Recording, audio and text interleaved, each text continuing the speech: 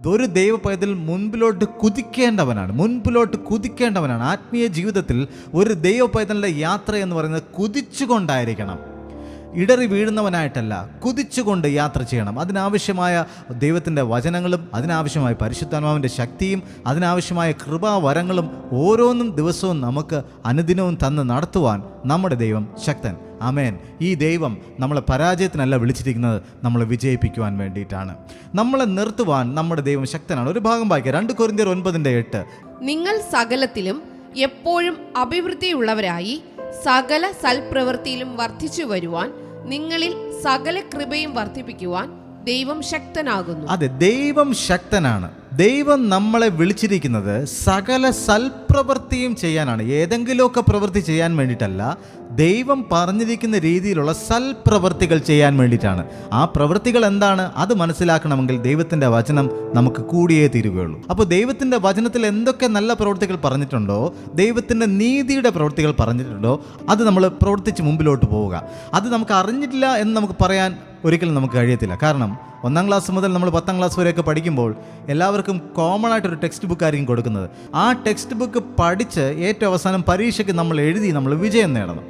എന്നാൽ ഒരു കുട്ടി പരീക്ഷയുടെ സമയമാകുമ്പോൾ പറയുവാണ്, അയ്യോ ആ ക്വസ്റ്റ്യൻ എനിക്ക് അറിയത്തില്ലായിരുന്നു എന്ന് പറയുമ്പോൾ ടീച്ചർ പറയും, അത് ടെക്സ്റ്റ് ബുക്കിലുണ്ടായിരുന്നല്ലോ.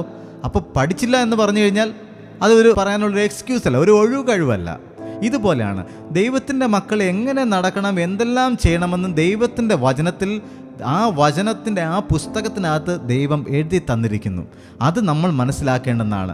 നമുക്ക് അവസാനം ദൈവസന്നിധിയിൽ നിൽക്കുമ്പോൾ നമുക്ക് പറയാൻ പറ്റത്തില്ല, അയ്യോ ഞാനത് അറിഞ്ഞില്ലല്ലോ എന്ന് പറയാൻ പറ്റത്തില്ല. കാരണം കണക്ക് കൊടുക്കേണ്ട ആ ദിവസത്തിൽ ദൈവം ചോദിക്കും. അന്ന് പുസ്തകങ്ങൾ തുറക്കപ്പെടും.